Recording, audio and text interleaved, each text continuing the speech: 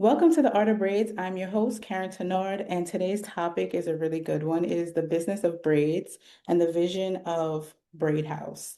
So today we have the founder of BraidHouse, Brittney Ogike, with us, and I'm like super excited to learn so much more about BraidHouse and what it came about. I'm going to just go ahead and introduce Brittney. Thank you so much for joining us. Can you give us a quick spew of who you are, where you are in the world, and a little bit about your brand?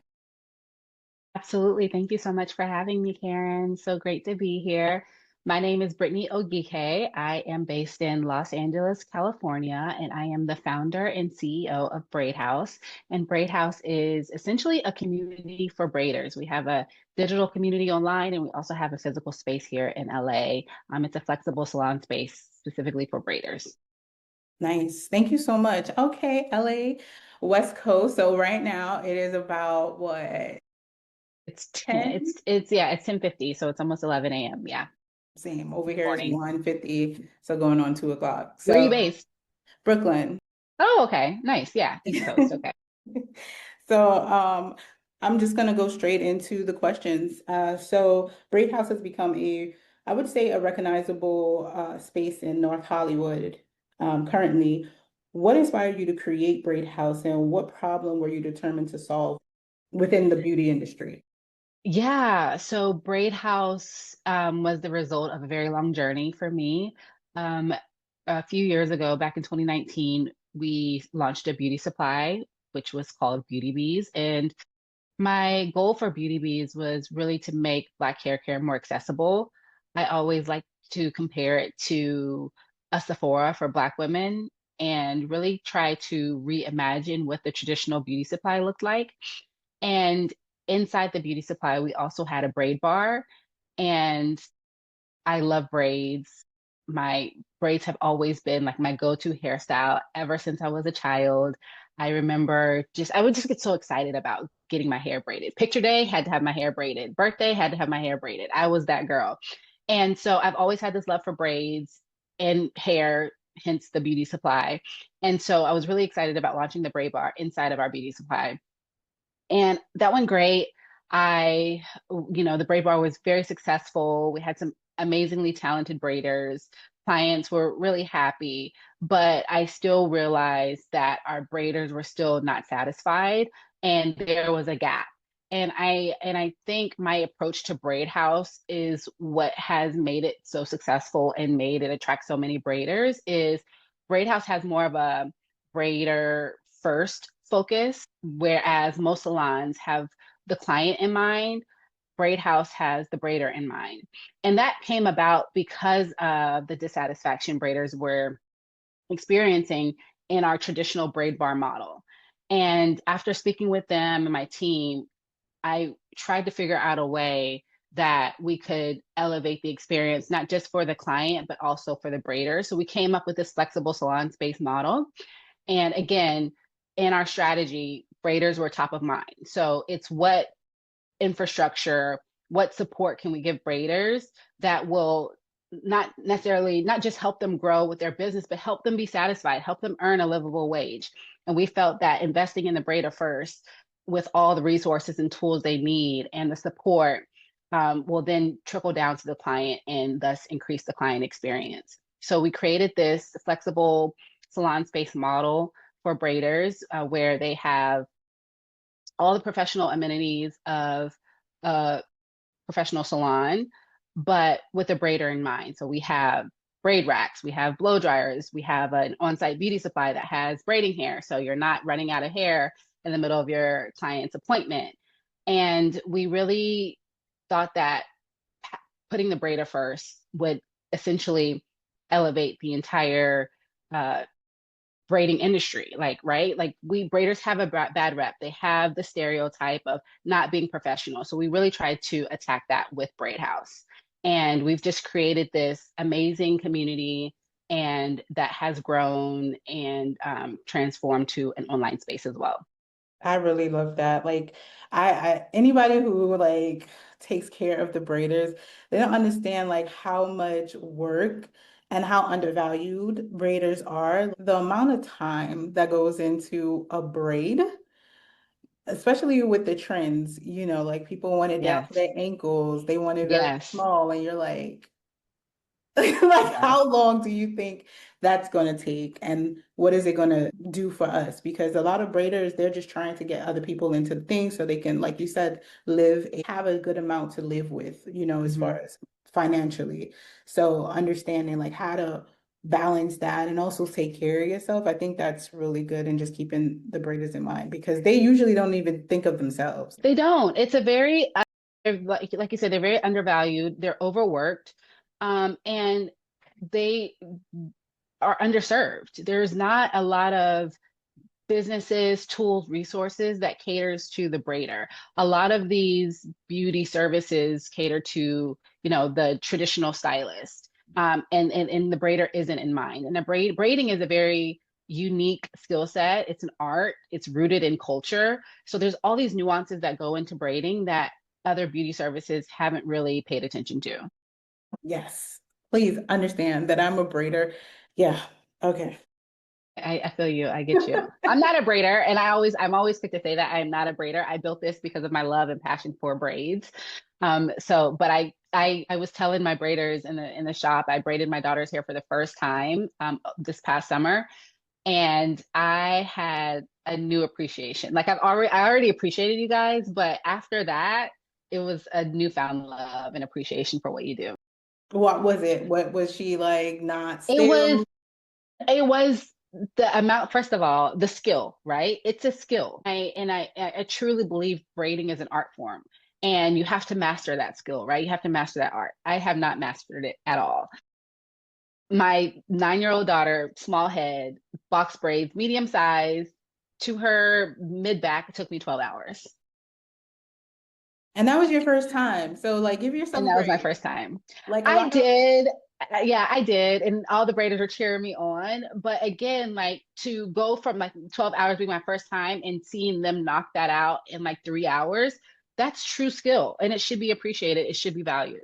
Right. I mean, a lot of us braiders have been braiding for years. Like our first, trust me, our first head it took us 1,000 hours to, but it's like the repetitive nature and just the consistency and like keep doing it and practicing that when you start saying, oh, we want to cut this time down. Because it's all about technique first. Once you learn that, then you can kind of like speed through it. Right. So yeah, give yourself grace. Your first one, 12 hours. Ooh, first and Listen. last, probably. Okay, so I'll go into the next question. Walk us through the experience of someone walking into Braid House for the first time. What do you want them to feel, and how does that reflect your values as the founder? Yeah, great question. So I think of this as two different experiences, right? So the client. When the client walks into Braid House, they are like, oh, this is a salon for braiders, right? And again, the client is going to see that it's a professional salon. It has all the amenities. We have a shampoo bowl, we have blow dryers, we have hair dryers, we have all the things, plus a beauty supply. So the client is going to see a normal salon setup, a normal salon experience. However, the braider is going to feel seen for the first time. They're going to walk into our salon space and immediately feel that this was built for them. They're going to get, again, the specialized tools that braiders need, the braiding rack. We have blow dryers, we have braiding hair, everything that they need to help their client, to service their client. We have the shampoo bowls, we literally have everything. But what they're also going to get with what they didn't get at another salon or in a salon suite or at home is community, is support, is resources. All these things factor into what Braid House brings to our braiders, whether it's in our physical space or online in our digital community. And again, I that was definitely the strategy we had going into Braid House and really having this braider first approach to everything that we do.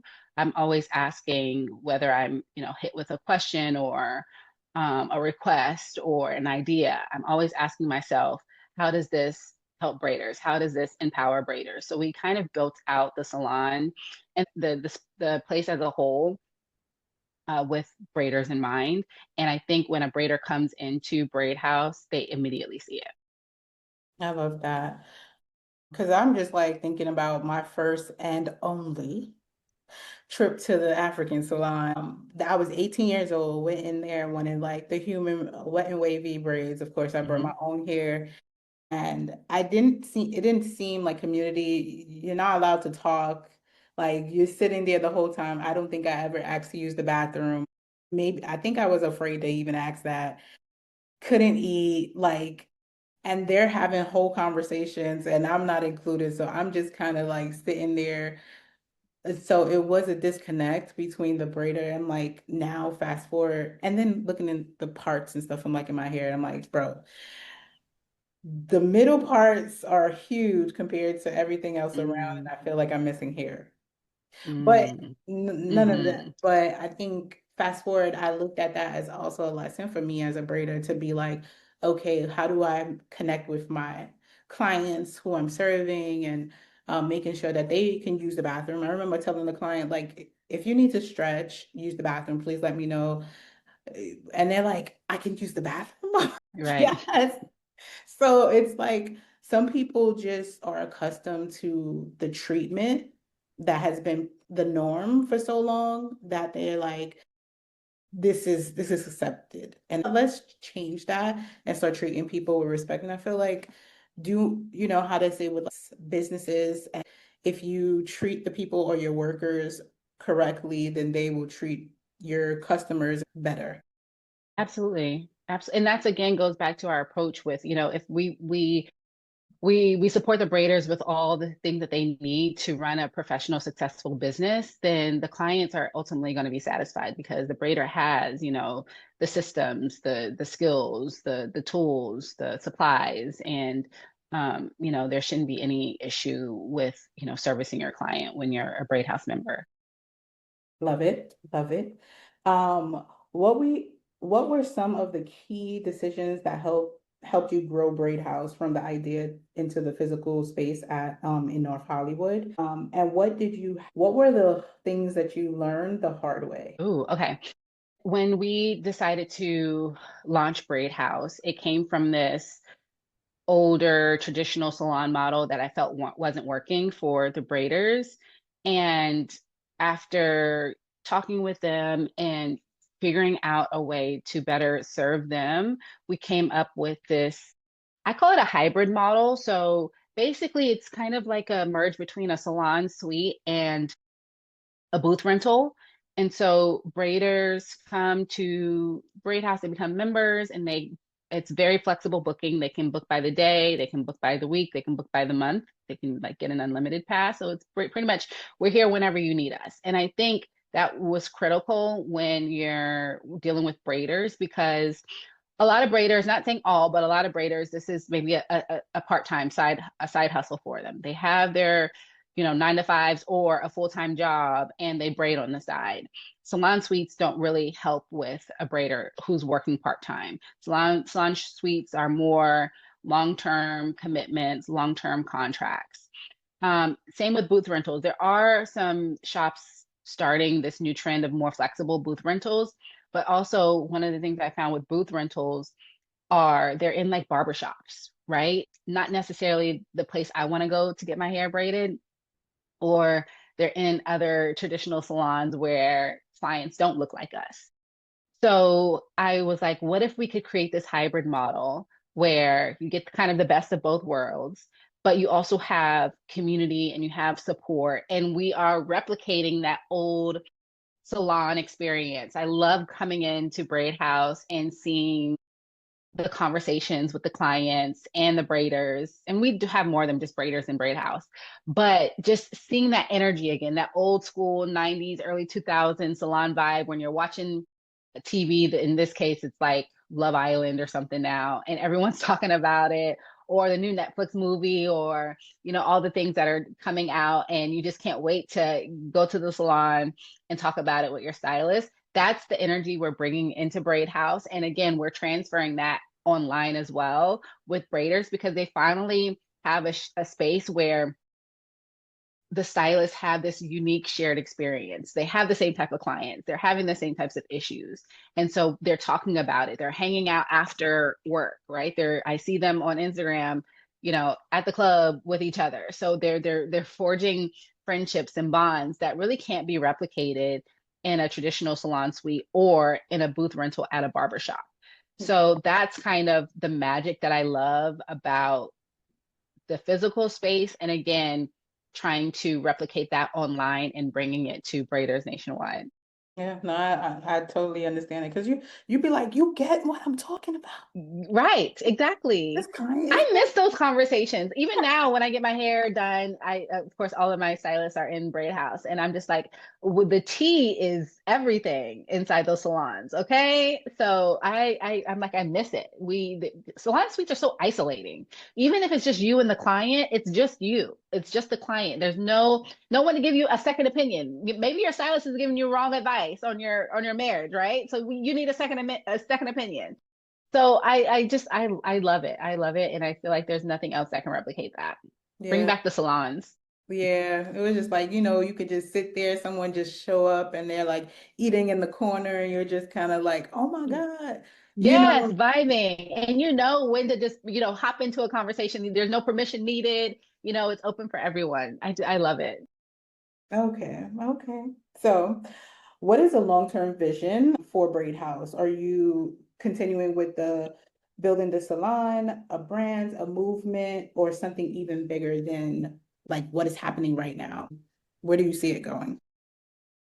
Yeah, I think the long-term goal or vision for Braid House is to really build out this ecosystem for braiders nationwide, and doing that digitally and layering in not just community, but tools, resources, technology, everything that we can to help uh, braiding professionals thrive and succeed, and really elevate the industry as a whole. So again, we just launched our digital platform. We have an app, and we just want to continue to help braiders and meet them where they are. So if there's a braider in Kentucky who's needing a space or needing some resources or needing some guidance, we want to be right there for them.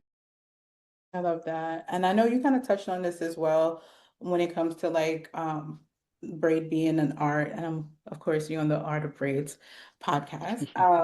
So I wanted to kind of like go with the last technical question, which is, do you see braiding as a service, an art form, or a cultural responsibility? And how does that shape how you run Braid House?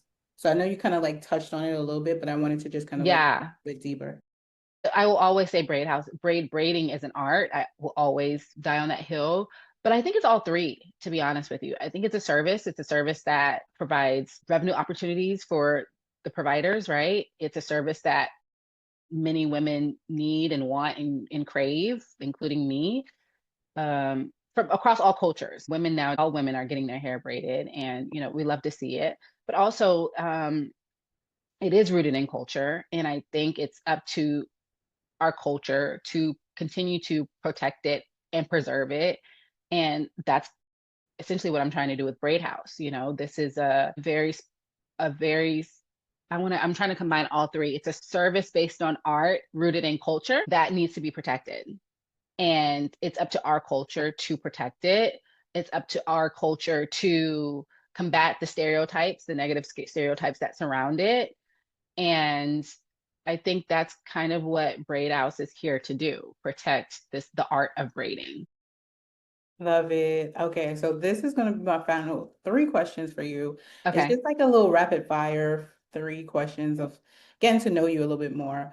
What is one thing that people are surprised to learn about you? Um, I don't want to be like well, like do the stereotype. Oh, I'm a mom of three, blah blah. I really don't know. What is what people? Oh, I love sports. I have a brother who plays in the NBA, so I actually manage him on the side. So that's kind of surprising when people hear about my sports. People who know me, like growing up, know that, but people out in like the beauty space, especially, don't know that. So it's not something I always lead with. So I guess that's surprising. Does he have braids? No, he does not. Yeah, I wish he did. He'd help me promote it, but that's not the Right. case. It was given like, Allen Iverson type. Yeah, I wish. Yeah, he would be all over BraidHouse page, but no, he doesn't have braids. Okay, cool. Very So the little hair. next the next question is there a book that you're reading and would you recommend it? Yes, I love this question. Okay, because I've been really into reading over the past couple of years. And I read a lot of nonfiction, just like business books, and stuff, but I have been getting into fiction. I just wrapped this book called Sky Full of Elephants. It was amazing. I forget the name. It's like a New York Times bestseller. I forget the author's name though, but it was a beautiful book talking about culture, celebrating Black culture, Black history. That's kind of what it's about. Um, I loved it. So I would definitely recommend 10 out of 10. I've been telling all my friends about it, being super annoying about it. I'm like, have you read it? Have you read it? Sky Full of Elephants, that's what it's called. I love that. I feel like anytime you read a really good book, it's like you have to tell people like, please. Yes. So I wrote it down. So Yes, yes. You please reach I, out to me after you read it because I, it's so affirming. Like it's like, wow, I felt so proud after reading it. yeah, and I also added into the show notes. So, Okay. the audience will also kind of let's see if they go pick it up and see how that goes. And my last question is how can our viewers find you and support you? Yeah, so I have an Instagram. I'm on TikTok, but I barely pay attention to TikTok. But my Instagram is b middle underscore. And then if you're a braider out there, or even if you're not and you just want some inspo and follow us, our Instagram and TikTok is Join BraidHouse. So you can follow us there. We're posting, we do events, we're all over. So I would love for you to check us out on there. And then if you want to learn more about Braid House, our membership, you can go to braidhouse.com. Love it. Thank you so much. And little fun fact, my braid company is called Kaided Gus, which is Creole for House of Braids. So I was like, Oh my God, I think I saw that. Yes, that's amazing. I love that. I love that. so when I seen it, I was like, oh, a fellow braid house, Yes, like yes. so There's another House of Braid out there that's not in too Florida. happy about us. No, not even in Florida. She's in LA.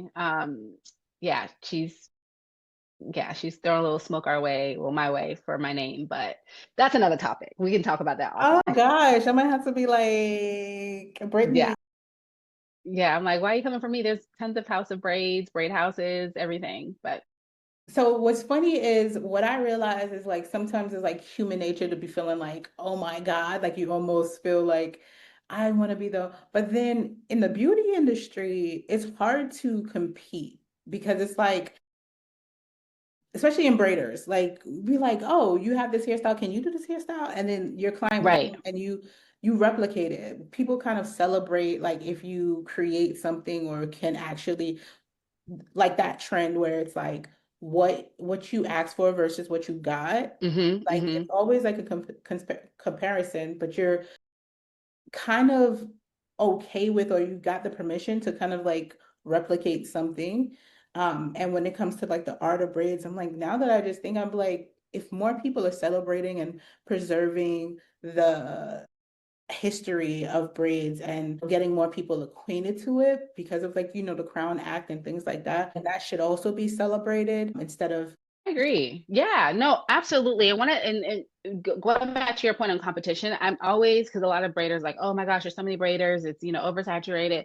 But I'm always like, find your lane. Like you don't have to be the braider that comes up with all these creative stuff. Maybe your boho braids, eat down every time. So lead with that. And if someone wants this super creative piece, that you don't feel comfortable doing, you should feel comfortable and confident enough in your skills to be like, okay, I know a braider who does those creative braids very well. Go see her. And then naturally, that braider who does creative stuff and is tired of doing boho braids is going to send you a client who wants boho braids. And that happens inside of our space all the time. So when people talk about competition, think about how many chefs there are. Think about how many, salons there are. There's room for everyone. Just find your lane and be confident and be an expert in that lane. Yeah, no, I love that. And I feel like this is also a needed conversation within business, if the business of braiding or business of beauty or anything, because a lot of people will not do anything because they feel like, oh, I don't want to step on this person's toes, and you're like, I mean, it's a big world. We got Yes, billions of people in here, huge like market, huge. And huge. a lot of people go to people based off of their personality, their, Hmm. like how they really relate to that person. So you're not going to relate to everybody, just like the other person is not going to relate to everybody. And I think Right. like it's just like, and you have your signatures. Like I said, like I do not want to do no faux locks. Like I'd be like, Okay. I Yeah. spent 15 hours doing someone's faux locks. Never again. But I could be like, hey, I'll send this person to you. Like, if you want to do something simple that I am a pro at, I got you. But I Hmm. don't mind doing it. And it builds trust where your client is Exactly. like, oh, you don't even need my money. It's not about the money. It's like, no, I want you to get the best quality work for your buck. Right. Yeah, no, I totally agree. And yeah, and these are the type of this is the type of messaging, that we encourage inside our community because it's important and it's necessary. In these conversations, this thought process is in all happens in all industries. Again, there's competition everywhere. It is. And so it's like, Yeah. oh, but what if we work together? Yeah, exactly. We go a lot further. Our tagline is community over competition. We eat, sleep, and breathe that. I love that. Okay, so that Yeah. I mean this was a little. It did what it was Sidebar. supposed to do. Yeah, it Okay. deferred off of the last questions, but I feel like it was supposed to be a part of the conversation, because that is the real, like, Hmm. like this is real No, life. for real. Yeah. Um, And the so braiders deal with it all the time. especially if they're in like suites or like even like Hmm. and they'd be like, oh, that person is going to steal my client because they like, you'd be like, no, people actually like who people will be Yeah. loyal to their stylist or their company or whoever because they like how they feel or how they Right. make them feel. So it's all about that personality and and essentially how you make people feel. The service you provide. Absolutely. Couldn't agree Oh, more. so Brittany, we Yes. have come to the close. So thank you so Okay. much. I am so excited to be launching this episode with you and just kind of like get our audience to learn more about Braid House, um, digitally and also at your physical location in North Hollywood. So thank you so much for sitting with me. Um, Yes. Thank you for having me. Like I said, I was really excited to do this. So thanks for reaching out. you're welcome. Everybody else, please stay tuned for more at the Art of Braids.